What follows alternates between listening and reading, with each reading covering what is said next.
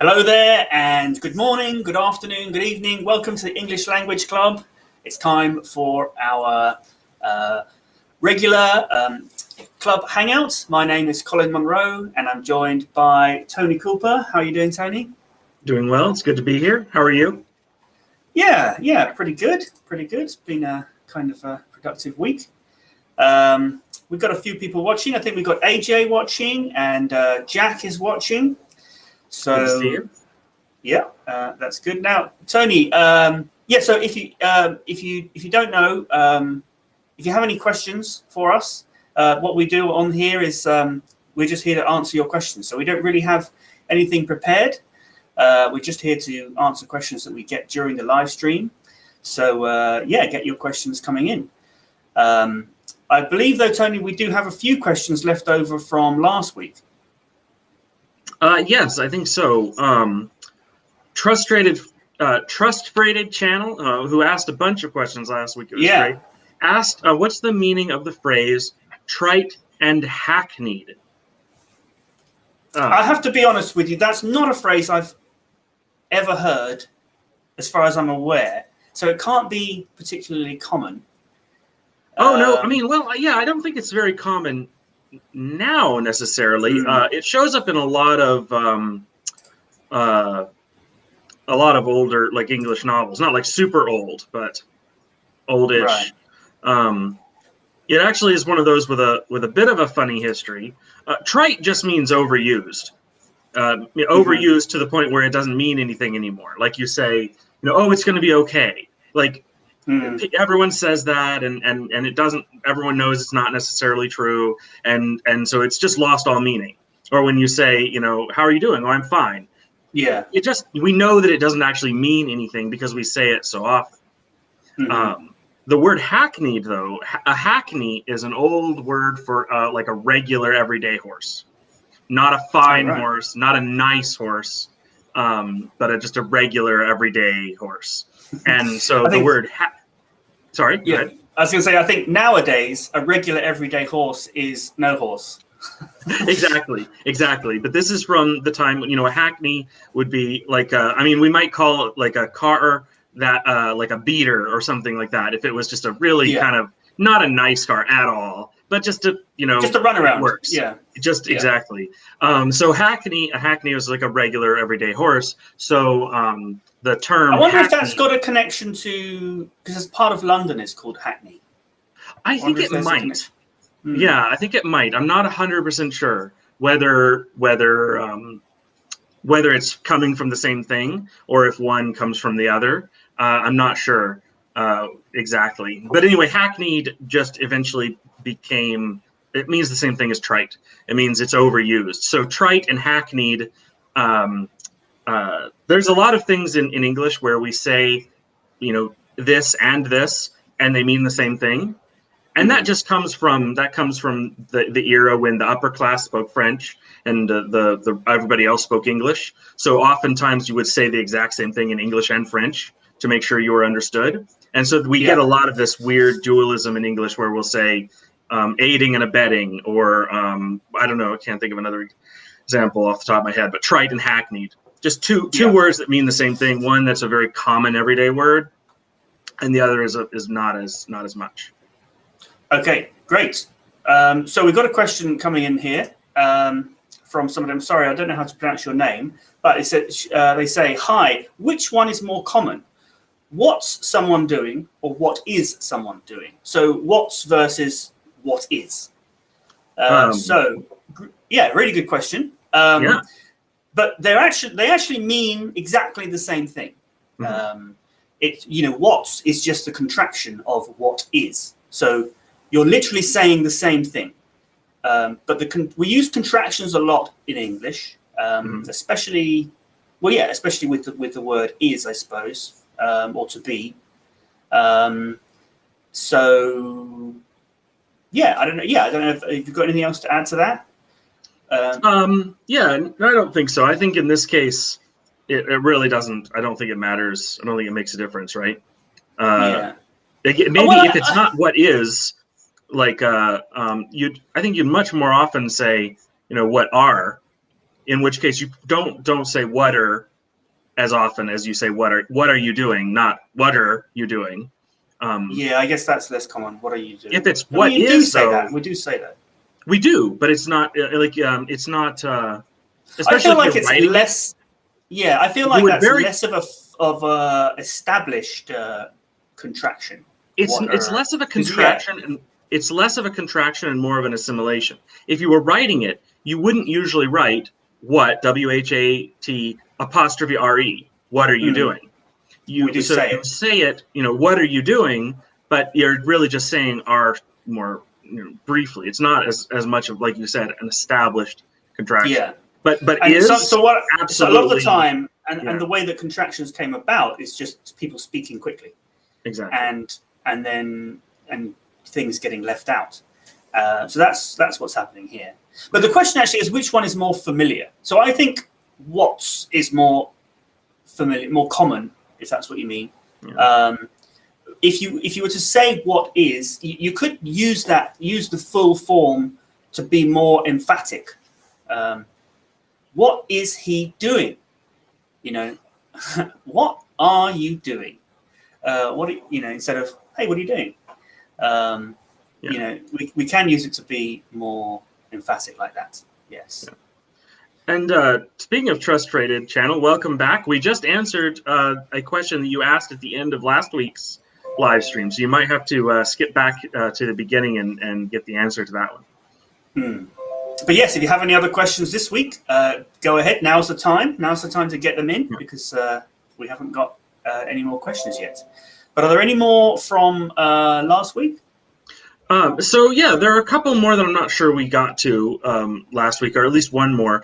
Kadia Taylor asked us to explain how to use the word of as opposed to the word off, OF versus OFF. And really those aren't very similar words, even though they are spelled very similarly. Yeah. We don't really use them at all the same. Of. The problem with of is it is used for so many different things, right? Meaning in or from or belonging to or related to, whereas off means just a couple of very small things. So it's either like off the shore of something, so a little bit away from, right? Like stand off, or off as in not on, right? Turn the switch off, this kind of stuff. So it's easier to explain what off means and does. But people often spell of as off, and that's usually a mistake. Usually they don't mean off, they usually mean of, unless you're specifically talking about whether something is on or off. The vast majority of the time you don't mean off, right? So they are easily confused because you say they're very different, but they look very similar. That's the problem. Exactly, they look almost exactly the same, and because it's easy to misspell of as off, we even more frequently see it used wrong than we should even. Great. Okay, so I hope that's helpful. We got a question from Jian and English Time. So we'll start with Jian's question. As an English native speaker, do you read in mind by applying pronunciation rules, or you just read the word as it is? So the question is basically, so in some languages you can look at every you kind of read the sounds as you go along, and in some languages you just look at the word as a whole and your brain recognizes it. It's like, do you recognize words based on their sounds as written on the page, or do you recognize the word as if it were a picture, right? If you see a picture of an apple, you know what it is. When you see the word apple, you know what it is. And the actual answer is that the way our brains work for reading, it's almost all recognizing the word, not recognizing the sounds, like as the whole word. This is true in most languages. Obviously, in some languages, there's no sound. It's just recognizing a symbol for the word. But even in English, you recognize your brain, the image centers of your brain recognize the word, not the sound and pronunciation centers of your brain. That's why you can still recognize a word even if the letters are jumbled up, because your brain still sees all of the parts of an apple, so to speak, even though they're jumbled up. Just like you would recognize an apple if it were upside down or on its side, your brain would still recognize it. So for the idea of learning words is that it's familiar enough to your brain that your brain just recognizes the word on sight, not breaking it into pronunciation. But if you come across a word you don't know, you should be able to use, a native English speaker should be able to use the words of the rules of pronunciation to figure out what the word is, even if it's not a word that their brain recognizes. All right. And so that's why, as you're learning, pronunciation rules can be helpful, which is why they sometimes teach them to small children as they're learning to read, because it can allow you to read a word that you haven't seen before. But for the vast majority of English speakers, they're recognizing the whole word as if it were an image, not by pronunciation. So that's the goal of what you're working toward.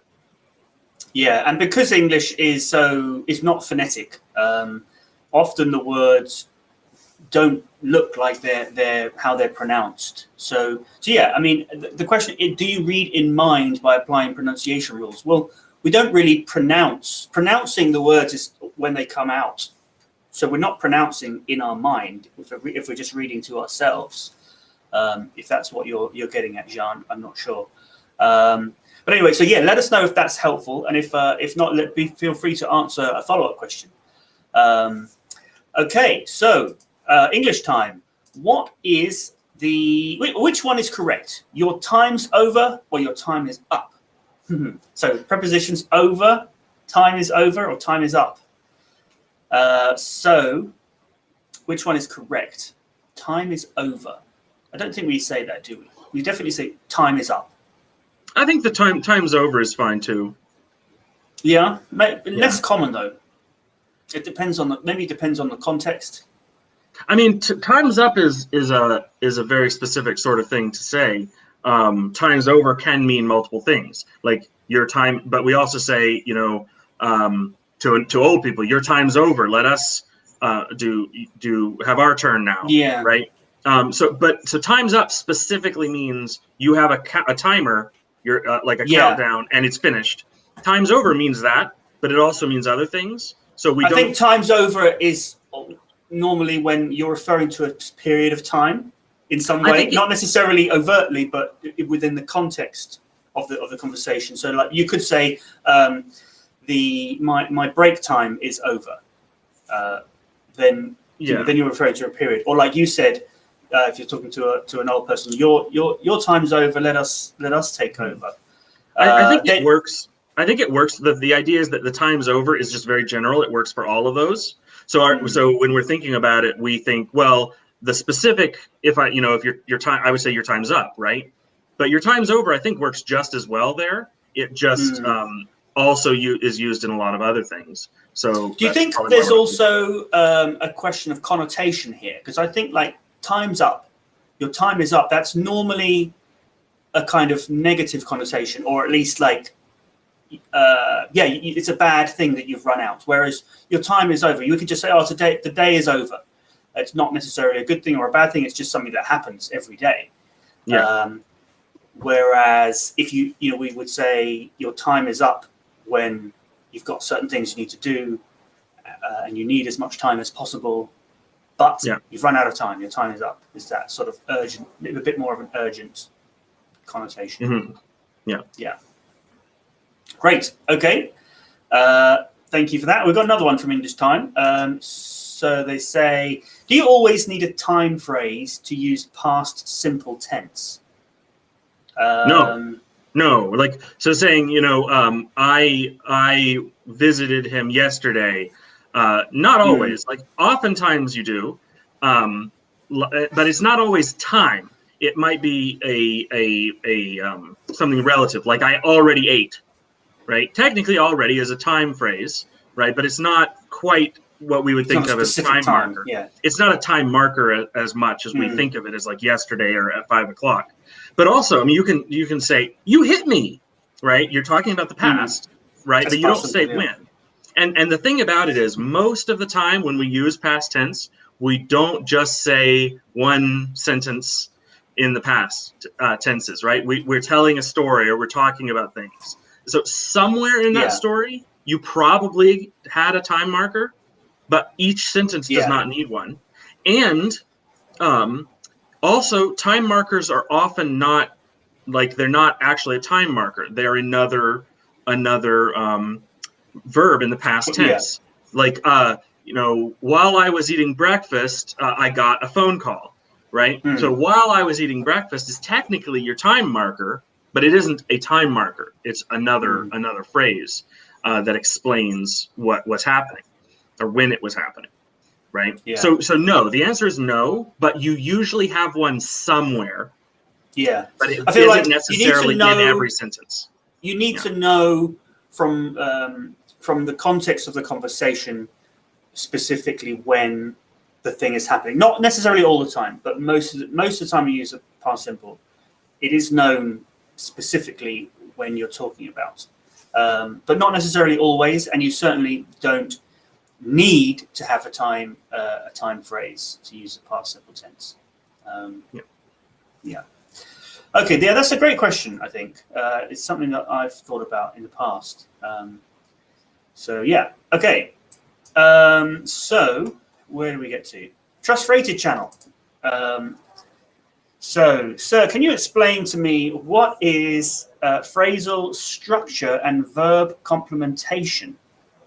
So the first thing I'll say is that unless I'm mistaken here, the terminology you're using has to do with theoretical linguistic stuff, and so I don't know if that's necessarily what but if we're talking about sentence structure and verb complements, then that's something. Those are things we talk about all the time. But if your question is about theoretical linguistics, I don't think that this is the right place for us to be able to help you. No. Yeah. Okay. So yeah, sorry if that's not the answer you're looking for, but let us know if you've got another question, like a follow-up question. Okay. Yeah, I mean, we could talk a bit about sentence structure and verb complements yeah, go for it. Yeah. Well, I mean, sentence structure is a thing that Colin is. You're always talking about this, bringing this up as the structures of English sentences are usually very simple in terms of if you look at the individual pieces of the subject and the verb and auxiliaries and things like this. And then the thing that adds on to that is verb complements of like what can come after a verb, right? The things that can come after a verb, there's only a set list of things. It can have a direct object, right? I ate breakfast, right? Breakfast is what I ate. An indirect object, I sent a letter to him, right? You can have other types of complements would be like an infinitive, like I want to hike, or I want to visit Spain, or whatever. You can also have, let me see, something like a gerund, I like learning, right? That's, again, sort of a direct object, but it's also a gerund complement. So the various different kinds of complements are the things that can come after a verb, right? So that has to do with sentence structure, right? Sentence structure is this very straightforward, most of the time is subject, auxiliary verb, and then some verb complement, right? Direct object, indirect object, infinitive being the most common. Yeah. Great. Okay, so yeah, Trust Phrases got a quick follow-up question. So, do you have any content posted already about phrasal structure? And I would say not specifically, no. And as Tony sort of hinted at before, this is getting into sort of theoretical linguistics and very deeper into grammar than we usually go, because our channel is aimed at people learning English as a second language. And with all these things, grammar, phonetics as well, these are not just tools for learning English. These are sciences almost that in their own right that go very, very deep. I mean, people spend their whole lives studying these things and writing papers and examining it, way beyond what is useful for someone who just wants to learn English so they can it's a communicate. science. Yeah, it's like studying biology. So we do often get questions that go way beyond way beyond certainly what I know, and way beyond what the channel is all about. So I'm sorry if that's not as helpful as you would have liked, but we do want to keep the channel going. If you mean sentence structure and how to use verbs, then actually we even have a course on it, which you can find on our website. That's one of our main topics in our Inside English course. But that's more like that's very basic grammar. That's not what I think. Well, I'm not sure whether you are using the term, like maybe you're using it to mean something like sentence structure. I only know that term as like a kind of a theoretical linguistics term that I can recall. Exactly. I think that's going down a rabbit hole that isn't what English Language Club is about. Okay, we've got a question from Jack. He says, how does a word get its authority? Language is a convention, isn't it? What a fantastic question, Jack. Doesn't really have anything to do with learning English, except that English has a bit of an odd history of this. So up until a few hundred years ago, the answer was it doesn't. Anybody could use a word and you had to kind of figure out what they meant by it because there was no authority of who determines what word is legitimate and not. And the answer of how language got, like how words get authority, the answer is printing. Once there were a lot of printing presses, then the people who got to decide how a word was spelled, whether a word was being used correctly, were printers.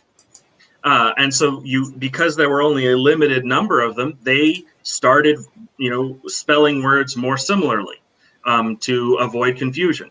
They started not using uncommon words that meant the same thing as more common words. And that's how our language, that's how English, at least, got its modern set of spellings and vocabulary, is eventually all the variations were left behind because printers didn't want to constantly keep printing different variations. Some languages have like an official dictionary or even an official organization that decides what's acceptable. But most of the time it's just, there's one or two major dictionary publishers that people tend to accept their definitions. But the reality is that, yes, language is convention. No word has authority. It just has, is that meaning widely accepted? Is that spelling widely accepted? But historically, the people who determined that were printers. It's pretty funny. Great. Okay, thank you for that. Now, I was just doing some quick Googling because we've got an interesting question here from Daniel. Daniel, welcome back. Good to see you. So I just wanted to do some quick Googling. This again is one of those subjects that I feel like it's still within the scope of learning English as a second language, but it's quite deep and close to getting too academic and too theoretical. Yeah. So he says, good afternoon. Explain me, please, the difference between the zero and the first conditional. When do I have to use each of them? This is one of those things. If you ask any native speaker, they're not going to know the difference between the first conditional, second conditional, the zero conditional. And even when I teach, advanced secondary English to native speakers, I don't do this. I don't cover it. Right. So what is the zero conditional is just, if The zero conditional is when you're referring, as far as I'm aware, I could be wrong, it's when you're referring to things that are always true. Things like ice melts at if you freeze water, it becomes ice. Oh, right. Yes. Yes. You know, whereas that's the zero conditional. Whereas the first conditional, you're referring to a possible thing in the future. Or something that like would normally work out. Like if it rains, I'll go inside. Yeah.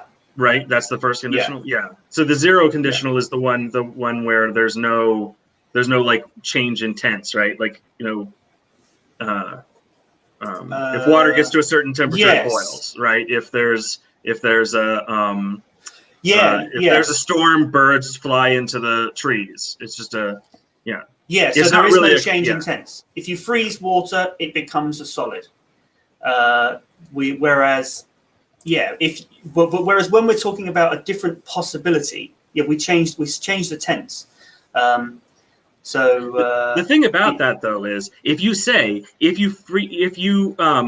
freeze water, it will turn to ice is not wrong, right? If there's a storm, the birds will go fly into the trees is not wrong, right? And that's where this, I think, gets is a bit, and it also isn't wrong to say, you know, if it rains, I go inside, right? And so these differences are they're not so much differences in usage as they are just different ways to say something, and the different usages generally are used in different ways. You know what I mean? Yeah. Yeah.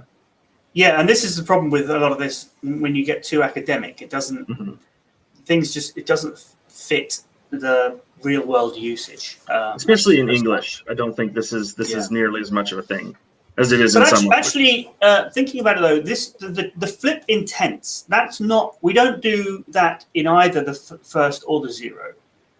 Doing what? The change of tense.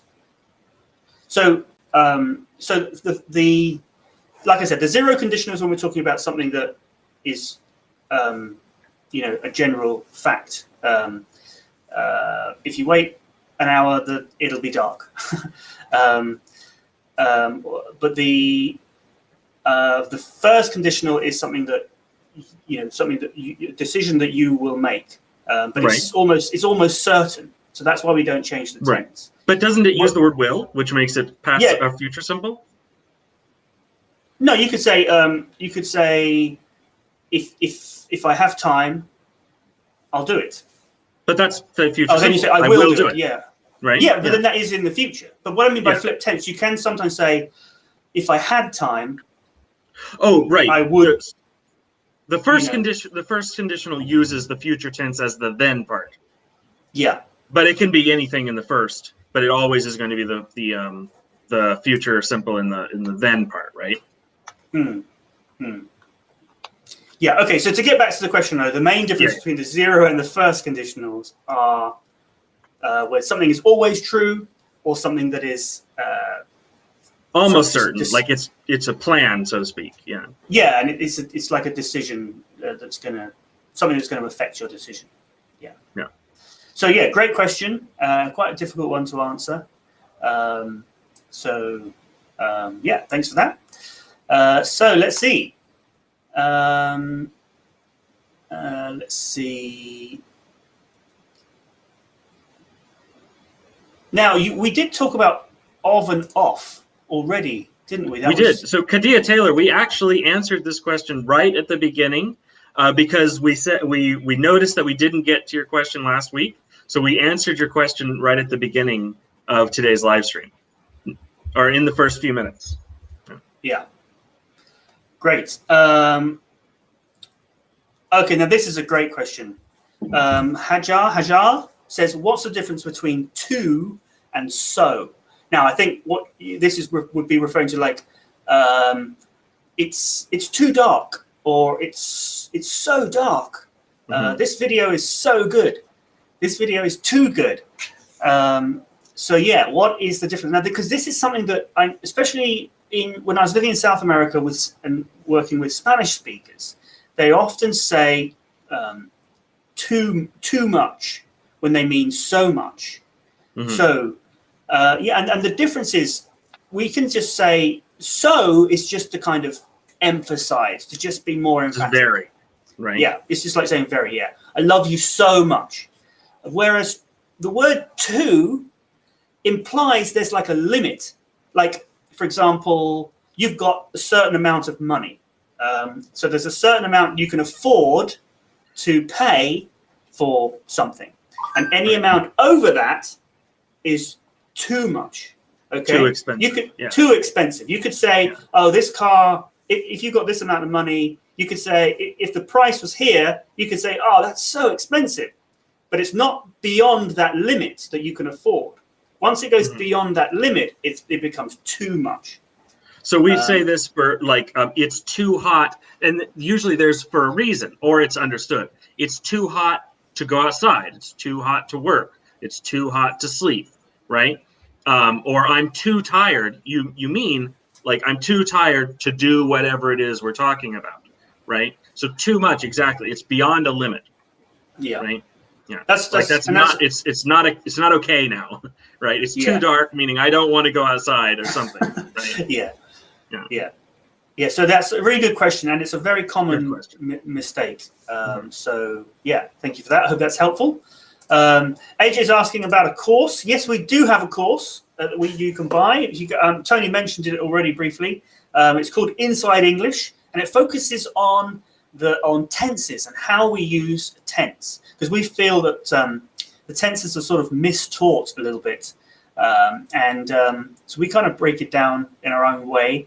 To really make tense make sense, because although things get very complicated with irregular verbs and all that sort of thing, but really underneath all of that there is a logic, and it does make sense. So we're trying to strip away all that stuff to focus on the core logic of how the tenses actually work in terms of the form of the verb and auxiliary verbs and all that sort of thing. People say a lot, the English doesn't make sense. It's not rational. It's very complicated or confusing or full of exceptions. And I mean that's true to an extent, but that makes it sound as if there isn't a logical set of rules. And there is a logical set of rules that will help you understand how it all works, help it to make sense. Then all of the changes and exceptions are relatively small if you look at them as how they change from the core rules. But unfortunately, I think people are teaching English as a list of all the exceptions instead of what are the core rules. Once you really know those, the small exceptions are not that hard. Right? And that gives you confidence and flexibility once you really understand how the rules work. Yeah, and you need to know the rule. Well, you need to know the core logic first before you can understand the exceptions, and so often go about it the wrong way. Exactly. And if you're feeling like you have, you're pretty good at English, but there's things that you are always forgetting in terms of tenses or exceptions or irregular verbs, and it just never makes sense to you. This is I think really why we created this course, is to step back, peel back all those layers, and really ask ourselves, do we understand how these core rules work? Because if you understand these core rules, all of these small exceptions make a lot more sense. They're easier to remember, and they're easier to do if you're coming from the point of understanding the actual rules that actually make sense. So that's why we created the course. And right now it's in early access, which means it's 50% off. So yes, that's true. 50% off if you check it out now. So yeah, head on to the website. The link is down below in the description, and you'll see links to Inside English on the homepage of the website. Yeah. Okay, now English Time says, do you have any recommendations for ESL textbooks for young learners? Unfortunately, I don't. I've never worked with young learners myself, so it's really not something that I know anything about, unfortunately. I mean, But, there are several. I've seen many very good ones, but I don't have one that I would recommend personally. But there are some really good ones out there. Yeah. So sorry, we can't be very helpful about that. But yeah, good luck with finding the right material. Now, Hajar, it's not a question. They're saying, I have no question because all my main confused questions, you've already answered them in previous live streams. Thank you, teachers. Anyway, thanks for your efforts, and may Allah bless you. Really appreciate that. Well, thank you, and I'm glad that we've been helpful to you. That's what we're here for. Yep. So yeah, if you have any more questions, anyone, get them coming in. We've got a few more. So yeah, actually, time is flying. It's already 22. So let's see. Trustfaded channel. Quick question about so how to pronounce vigorous? Is it vigorous or vigorous? So it's vigorous with a it. It's a short so it, yeah, short I. It. Yeah. So as it's written in terms of the it sound. Right. Yeah, you might expect the I to be long, but it isn't. It's short. And this comes from the word vigor. Vigor is like energy, life, right? And that's why. Yeah. Great. Thank you for that. So Jack's got another question here about Google. The word Google now is synonymous in English with looking up or searching or researching. Language is a practice, isn't it? So we participate in this convention and it becomes a thing. So I think there's actually a couple of different things going on here. So I assume this is related to your question about what gives words their authority, right? So a lot of people started using the word Google specifically to mean look something up online, right? Not just to look it up. Like you wouldn't go to the library and Google something. You Google something on your phone or whatever. And so that's the convention that you're talking about. A lot of people started using that word to where if they used it on the news, people knew what it meant. If you used it in conversation with a stranger, they would still know what it meant. It wouldn't be part of, just a slang of a certain group. For instance, it was getting widely enough accepted that everyone knew what it meant. And so that's the convention side of it. Then major dictionaries started including it in the dictionary. Oxford started including it in the dictionary. Webster started including it in their dictionary. And at the same time, publishers, those are the printers I was talking about, started allowing it to be used in published work as if it were a real word, right? So the authority is really, in English at least, because there's no English law organization that makes the laws about the words. The authority is really publishers, printers, and the dictionary people.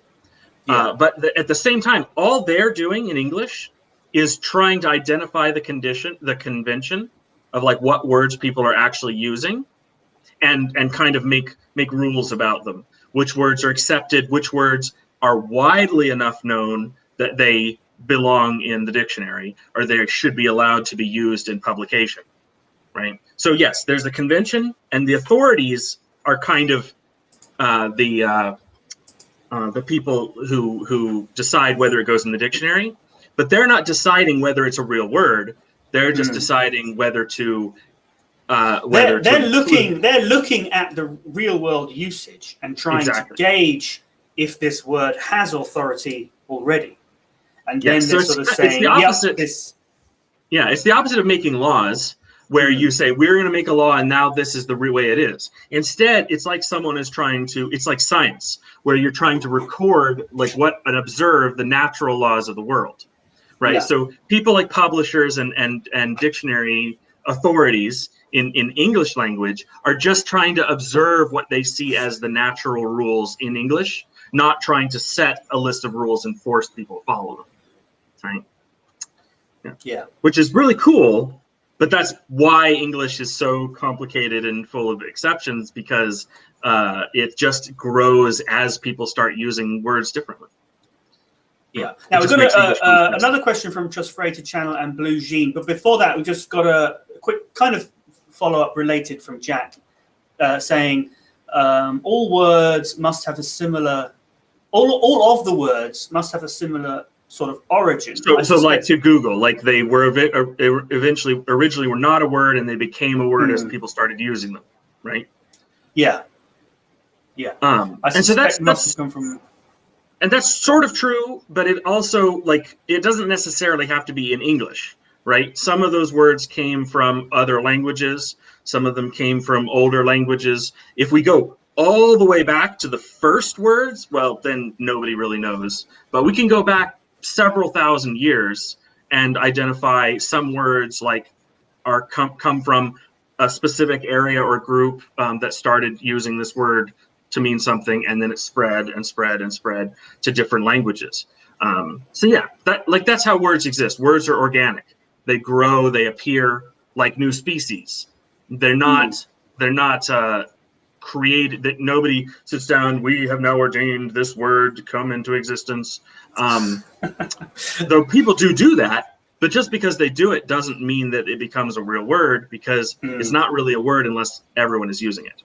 Yeah, and I'm sure that when they started up Google as a company, it wasn't their intention to turn the word Google into a verb. Now, the flip side is there are people who have, many people throughout history, who have invented new words and they've become real words. But they're people who have a very large audience. Shakespeare created a lot of words. The Apostle Tyndale. Paul created a ton of words in Greek. Tyndale, people who either were writing new material that so many people were reading, or that were translating works like the Bible or something into a new language that so many people were going to read. And sometimes nowadays it'll be a really famous author or a famous media personality who will just start using a new word, and it will become real because enough people liked it, basically. Yeah. Great. Okay. So thank you for that question, Jack. So Blue Jean has a question. What do you think about learning third or fourth language before being fluent at a second language? Well, if you can do it, then great. But yeah, I mean, in terms of like doing it before you become fluent in a second language, then yeah, go for it. It shouldn't be. You shouldn't look at it as like do one, tick that box, got that one done, and then move on to the next one. Because you never finish learning a language. So you can't. Yeah. I did that. Check. I now know English. Right. Like and it also depends on you, right? Some people are going to work a lot better at something if they're focusing on not being distracted, right? So some people, especially in language, if you're trying to learn Spanish and French at the same time, they're similar enough that you might be confusing them. And if you're confusing them, where you say something like, oh, is that French or Spanish? That's when you need to maybe not do that, right? Other people, it's more like they reinforce each other. Like, oh, I know how to say this in Spanish, and therefore I can remember how to say it in French, right? So it really does depend on the person. For some people, this would be a really bad idea. For other people, it would be really helpful. But also, normally you're going to learn a language because you need for some kind of a reason. Like you're going to that country, or you work with people from that country, or you work with materials from in that language. So, most of the time when you need to learn a language, you need to learn the language. You can't put it off because you haven't finished learning another language. But I think that actually most of the time, whilst there may be it may create, I think people over worry about it creating confusion, because whilst that may happen, I think, like you said, it can help each other as well, because you get a wider view of how linguistics works. Exactly. You learn every new language you learn learn faster. Now, sometimes, obviously, if you're choosing to learn a much more challenging language, right? Not always, but the more languages you know, the better your brain is at understanding how languages work. I never really became anything remotely approaching fluent until I was learning my fourth language, because the other ones, I didn't really understand how it worked. I didn't have enough people to speak to, so that's part of it. But the more languages you try to learn, even if you don't fully learn them, you just learn a little bit, the better you are at understanding how language works, and the better you are, the more quickly you can learn future languages. Yeah. Great. Okay. Thank you for that question. So, great question. Frustrated Channel's got another question. Is it possible for a person when speaking English to not have any accent? No. No. Everyone has an accent. Yeah, your accent is not what's wrong, like with your speaking. A lot of people think of this as the accent is how far your speaking is from right. That's not what accent is. Accent is the unique sound of the way you speak the language, right? So a person who even within like one of the major groups, like American English, a person who speaks most normal Midwestern accent language, if they go to West Texas or East Texas, we'll say, and neither of those people are speaking wrong, right? The person who's from the Midwest or the person who's from East Texas, but they will sound very, very different, right? To each other, right? But if you take that person, either of those people, and you put them in Boston, or you put them in Southern California, or any of the other places that have distinct local accents, they're going to sound different to each other, right? So that's how accent works, is you sound different to people who have a different accent, right? So everyone has an accent. That people think they don't have an accent just means they have the same accent as everyone around them. If they go someplace different, then they are the ones who have an accent, right? Yeah. Now, and it often frustrates me when I see like courses and teachers offering things like you often see accent reduction classes. It's like there's nothing wrong with having an accent, and unless it's stopping you from being understood, in which case it's going beyond just an accent, and then it's not your accent, it's your pronunciation. It's pronunciation. So accents are cool. People love accents, right? They do. I mean, some accents some people find annoying, but that's by accent, right? Southern people who speak Southern English don't find other Southerners annoying, but some other groups find that accent annoying. But so aside from that, accents are cool. Canadians love meeting people who have a British accent or an Australian accent or a South African accent. They're like, oh, it's so cool. It's this neat accent that just sounds different and exciting. So never let people tell you that even English speakers look down on people with an accent. No, accents are cool. What English speakers hate is not being able to understand someone. And so if your pronunciation is off, or your accent is so thick that they can't understand you,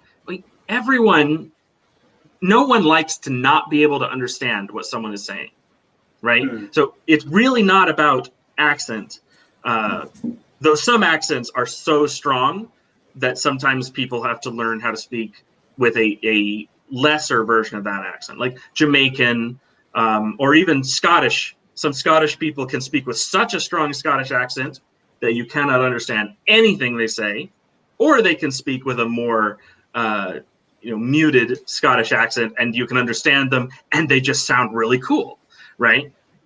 Yeah. I mean, I live in the west of England, where there are some.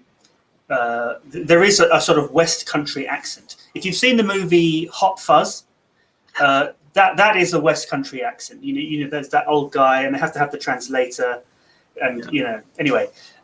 So there's a few people around this area who speak with very strong accents that sometimes even I struggle to understand. But most of the time, people they have. It's funny. There's different accents coexisting in the same space. So even though we're in the West Country, not everyone speaks with a West Country accent. At least, or not at least not so strong that it's difficult to understand. But anyway, yeah, just thought I'd add that in. So we're getting a few more questions coming in, which is great, but we are running low on time. So I think we'll get to all the questions we've got so far, but I'm not sure if we'll get to any more after that. So Sohail says, is that Wait, right? This is Sohail's. No. Sorry, it moved as I clicked it. There we go. Sohail says, I recently got 5.5 English band, which is intermediate. So how can I enhance my score? I don't think score 0. I don't think you meant to type 0 there. But yeah, how can you enhance your score? Well, I mean, it's the same question as how can I improve my English for the most part. I mean, if you want to, you could improve your score by, studying IELTS as well as studying English.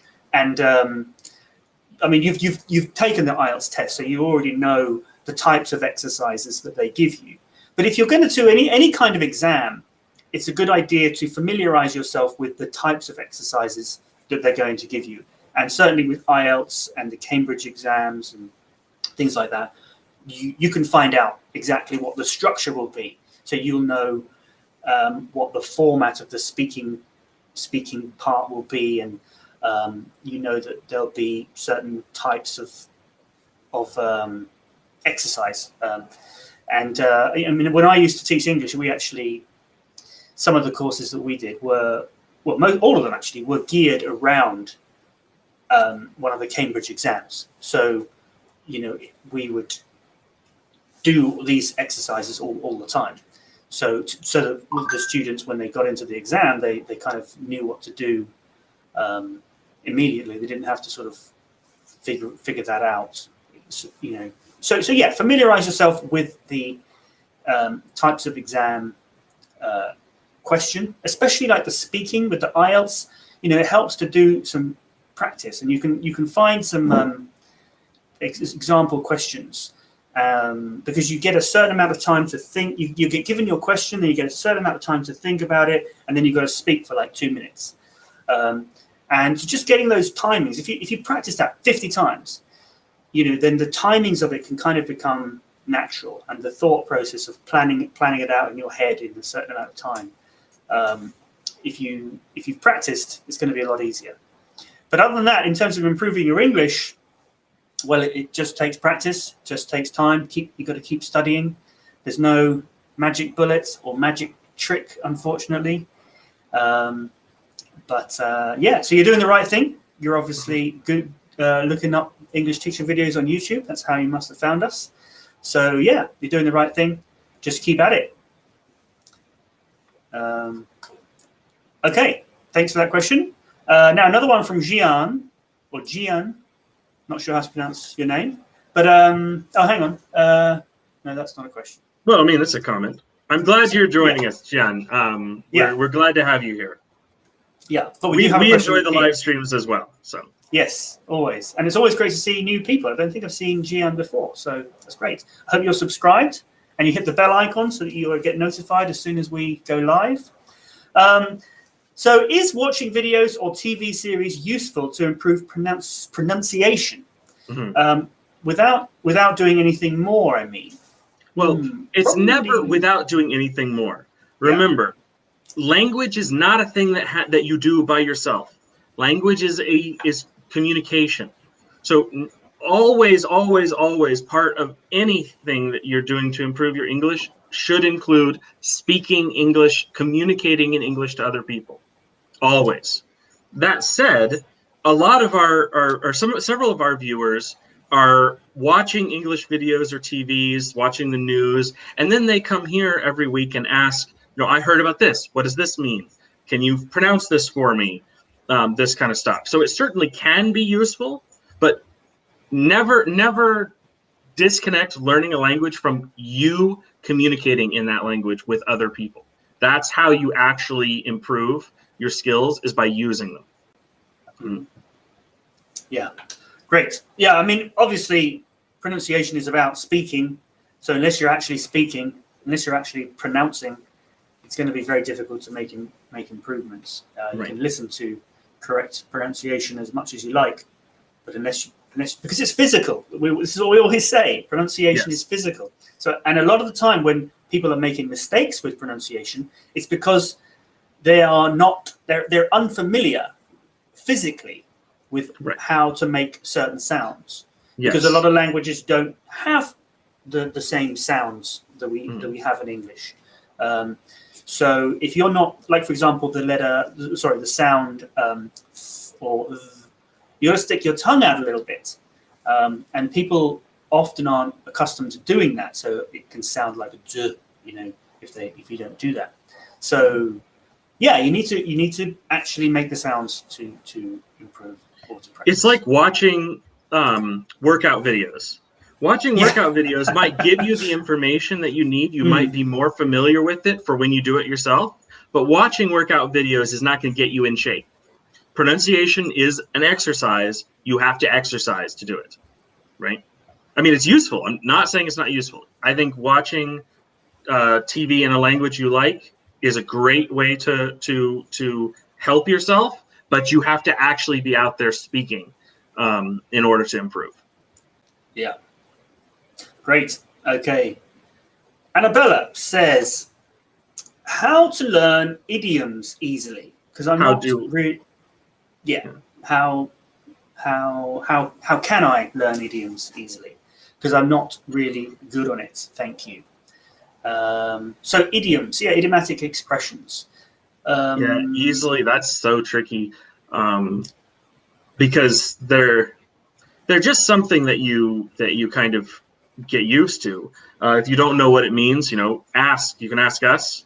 And I mean, you can always use. So for people who don't know, an idiom is a phrase where it doesn't have its literal meaning. For example, one of the most common ones we always talk about is it's raining cats and dogs. It's got nothing to do with cats and dogs. It's about rain. It's about the weather. A lot of rain. Yeah. And we use idioms so much in English. In fact, when I started teaching English, that's when I realized how often I was saying something idiomatic and thinking, oh, hang on a minute, these people aren't going to understand or may not understand what I'm saying. And we do it a lot. But because you're using words in a different way to how to what they normally mean, you can always communicate. You can always say what you mean with the literal words. So you don't have to say it's raining cats and dogs. You can say it's raining a lot. So, you can learn them one at a time and start adding them to your vocabulary. You don't need to feel like you need to know lots of them at any one time. And I've spoken about this process in the past, where you can kind of, you might hear people saying certain idiomatic expressions a lot, but because you don't know them, it just doesn't mean anything, and you figure out what they're saying from all of the other words around it and the context. But then maybe you learn an idiom, you read about it, or you hear someone, or you ask them and they explain it, and then because you've kind of got that knowledge, then you start to hear it, you start to recognize it, even though you may have heard it lots and lots in the past. Because you now know it, you start to hear it, and then that gives you the confidence to start using it yourself. Yeah. And don't try to learn too many at once. Also. Yeah. Focus on a few. Yeah. And I guess focus on the ones that you're going to use. And then find people that you will like. If you're going to learn them, try to use them in conversation with your friends that week or whatever. Right? Yeah, but I would say be careful not to use them too much.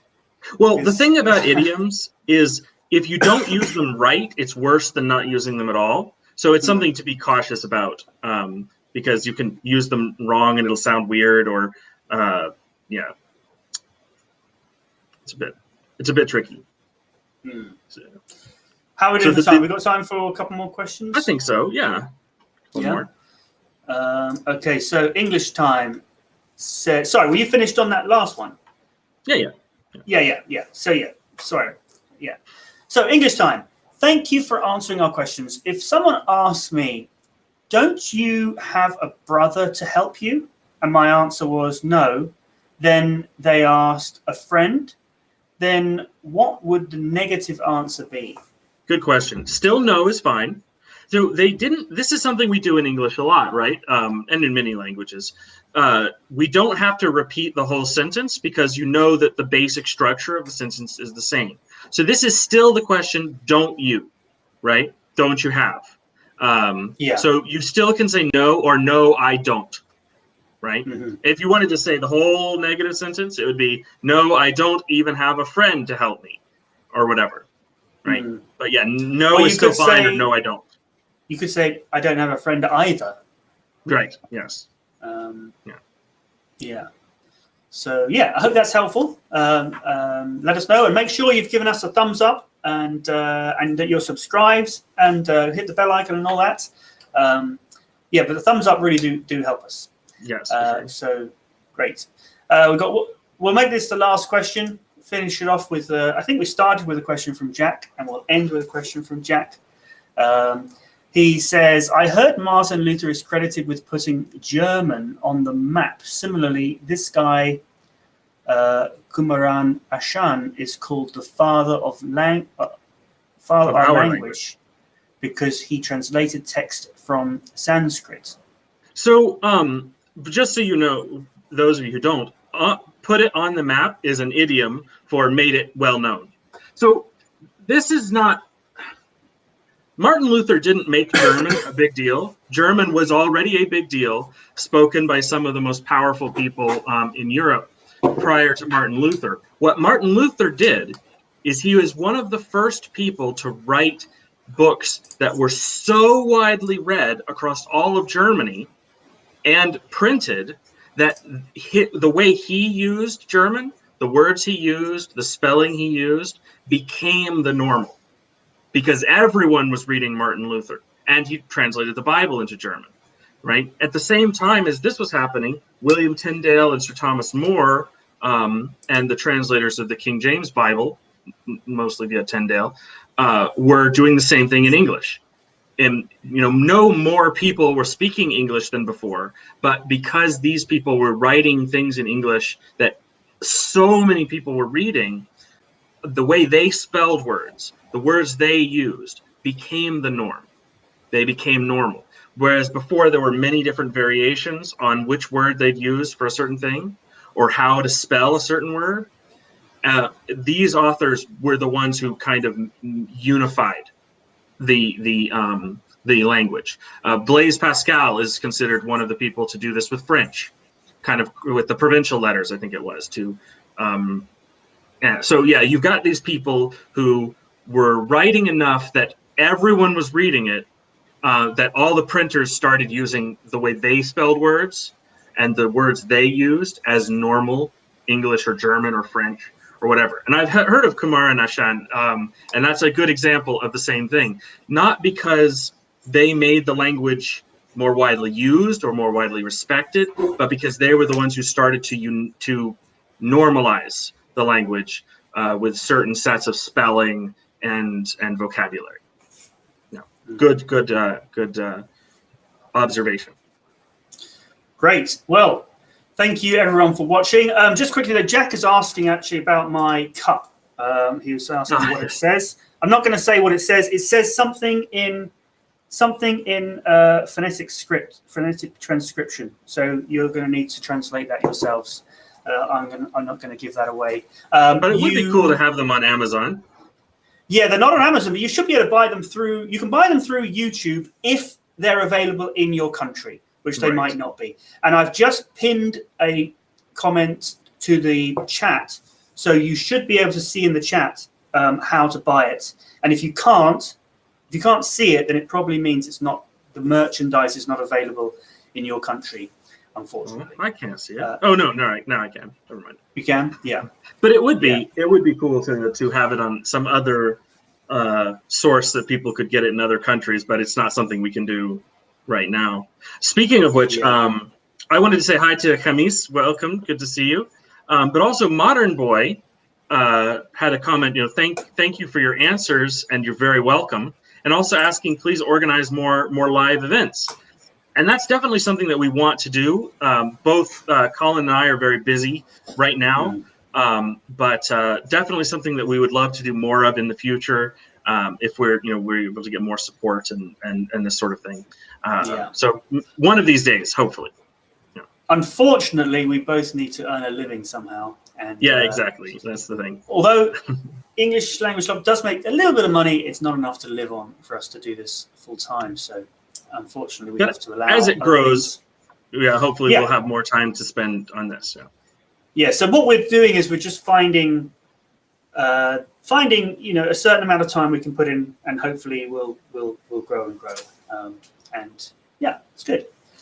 So thank you all for watching anyway. And sorry if we haven't got you. We've got some questions from Akib on Facebook. So I'm sorry I'm not going to get to you. I will try and reach out to you via Facebook though. So stay tuned.